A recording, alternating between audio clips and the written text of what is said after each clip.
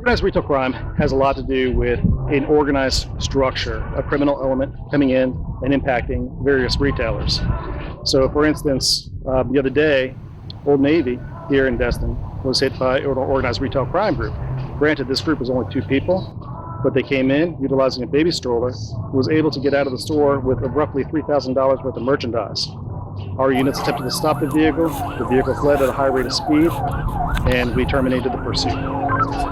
We have another group that came up here from the Tampa area this past during the month of December. And in that group, they had 5 subjects. They walked into Dick's Sporting Goods and removed bags they had concealed on their person and began loading those bags up with all kinds of high-priced merchandise from the Dick's Sporting Goods. Subjects then ran out of the store and jumped into 2 vehicles and fled. And this group actually has been linked to numerous thefts all the way from Orlando, Sarasota, Walton County, Destin, and also possibly over to Texas. So it's an ongoing issue that we're seeing. Well, the holiday initiative was done due to the increase. We had, after looking at the statistics from January 1st until, I believe it was until October 19th, we had roughly a 51% in organized retail crime thefts. Or one of the programs I looked at doing was meeting with the retailers and law enforcement together to create a partnership. Because without a partnership, a lot of times we don't communicate as well as we should. So I set up a meeting with various retailers in the Destin area, along with law enforcement from around the area, and also law enforcement in the Destin. So it wasn't just the Destin deputies, we also pulled people from other agencies as well. And we brought them all together for a training meeting to discuss everything going on and to share intelligence. So I got with all the various retailers, I got with all our deputies, and we were able to communicate and link and work together. And then this way, we could target the organized retail crime groups. We weren't focusing on your typical shoplifter, a child who comes in, steals a fishing lure.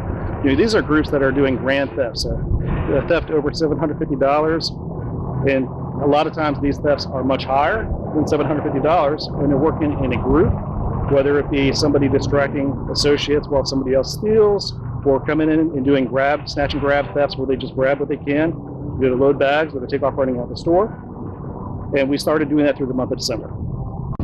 We identified, I believe it was 24 individuals involved in multi-state activities. We had a group out of the Miami, Florida that came up here, and they were involved in thefts in numerous locations on the way from Miami up to the Destin, Florida area.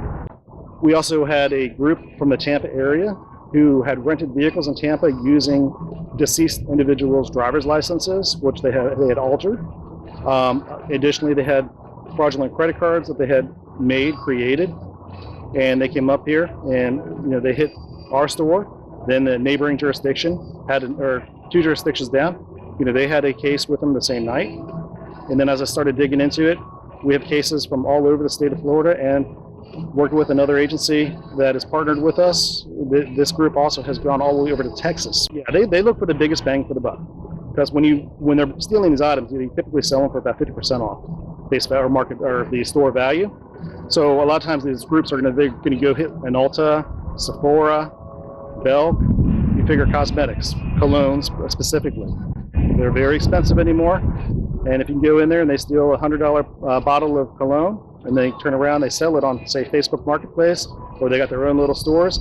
Usually it's about 50% marked down. Nike clothing, any designer name clothing, whether it be athletics or even all the way up to designer suits, Louis Vuitton, handbags, you name it. Baby clothes are big, and as we go into the spring season, we're going to start seeing more and more now of the athletic gear, especially for children, going out the door. When you're looking at this area, where you have racks of just empty racks, that's gone. If you do an on-hand count right now, you probably have at least 15 of these in your inventory, but in reality you only have 2. So 13, we'll say 13 have been stolen, and these won't be replenished until they do an adjustment.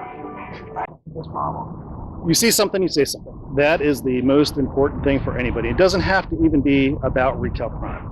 If there is something going on, contact us. You can contact Crime Stoppers. There are multiple ways that they can reach out to us and get the information, and they can stay anonymous as well. And the more information we have, the more we can battle these groups. the biggest thing is contact us right away. Give us the best description possible, especially if they get a license plate number.